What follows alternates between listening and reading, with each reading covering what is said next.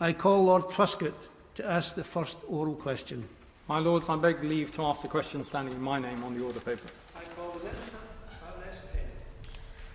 My Lords, as announced at the budget, rather than rising with inflation, the inheritance tax nil rate band and residence nil rate band will remain at £325,000 and £175,000 respectively until April 2026. Maintaining these thresholds at 2020-21 levels is forecast to raise almost £1 billion over the next 5 years. Alongside other announcements at the budget, this will help rebuild public finances and allow the government to invest in public services. I thank the noble lady, the Minister, for that reply, but let's call the spade a spade. We're talking about death duties here, a tax on a deceased person's estate.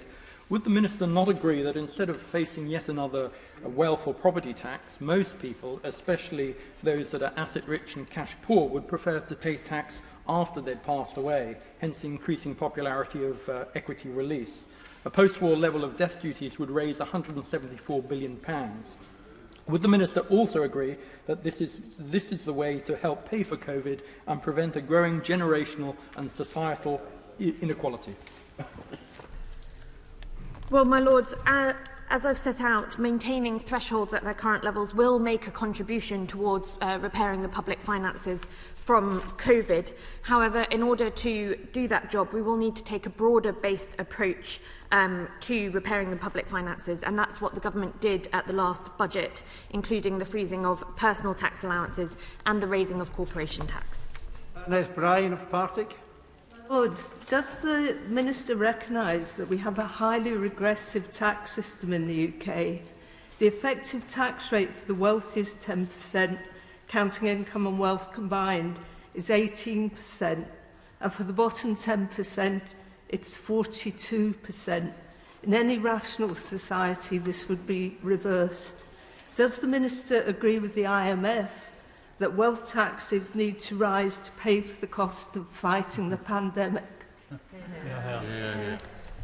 Well, my Lords, in fact, the UK has amongst the highest level of wealth taxes, both in the G7 and in the OECD. We also have a highly progressive income tax system. The top 1% of income tax payers are projected to have paid over 29% of all income tax in 2019-20, and that has increased from 25% of all income tax in 2010-2011.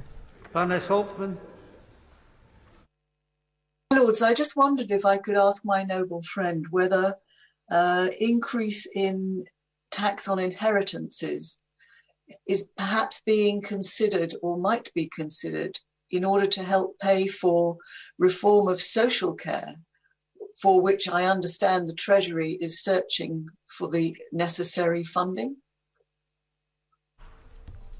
Well, my Lords, as I've set out, the government's approach to inheritance tax at the most recent budget was to freeze those thresholds, which will raise additional funding. In regards to the government's plans for social care, those plans will be set out later this year. Lord Palmer of Childs Hill. My Lords, I feel the Minister's reply is rather, an arithmetic is rather optimistic.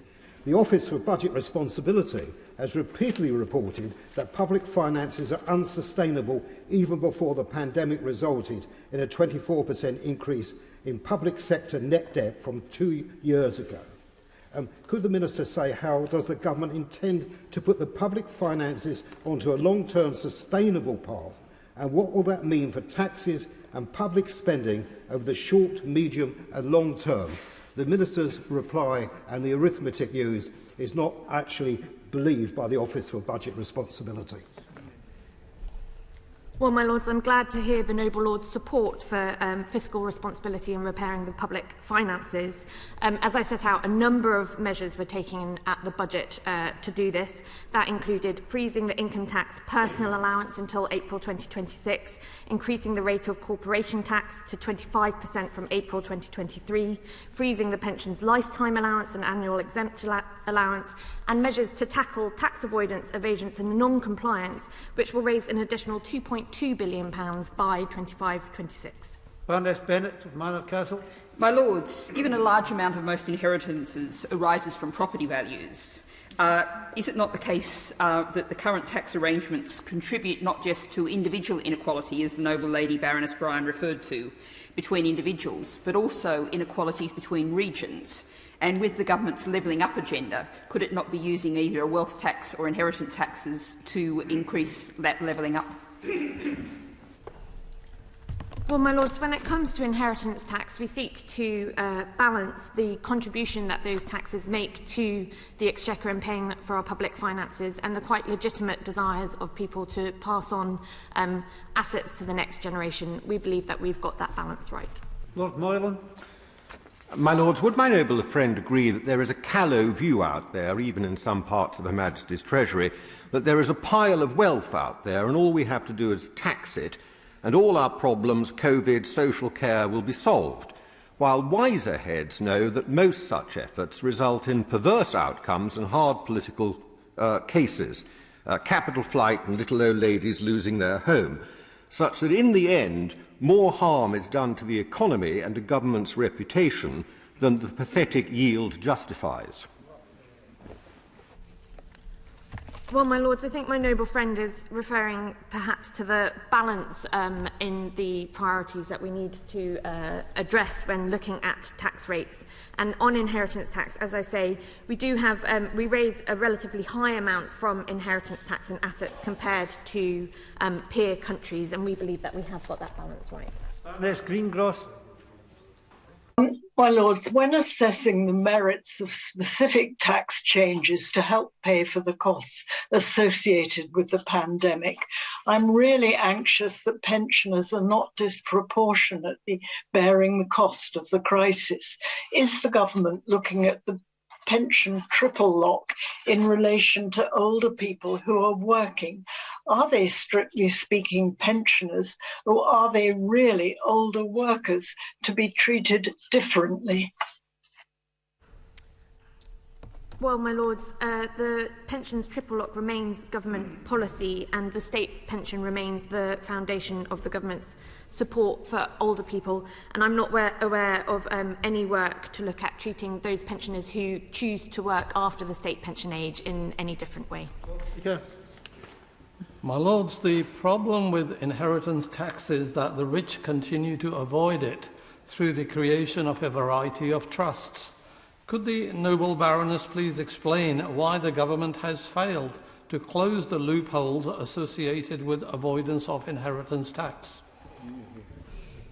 Well, my lords, it's important to distinguish between the legitimate use of reliefs and those engaging in avoidance by bending the rules to gain a tax advantage that Parliament never intended. The government has taken action in this area. Since April 2011, inheritance tax and trusts have been brought into the disclosure of tax avoidance schemes regime. This is to ensure that any new or innovative inheritance tax avoidance schemes involving transfers into trusts must be disclosed to HMRC. Ms. Gardner of Parks.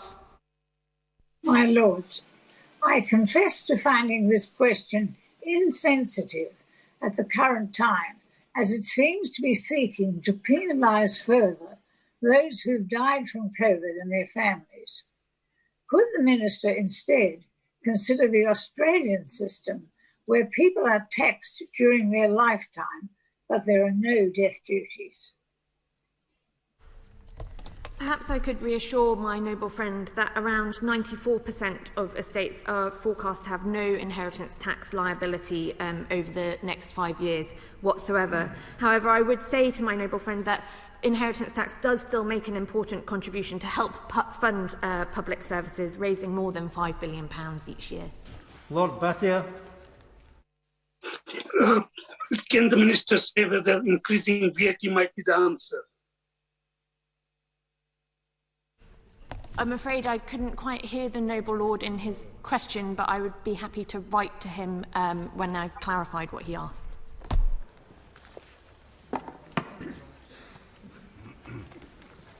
My lords, all supplementary questions have been asked, and we now move to the next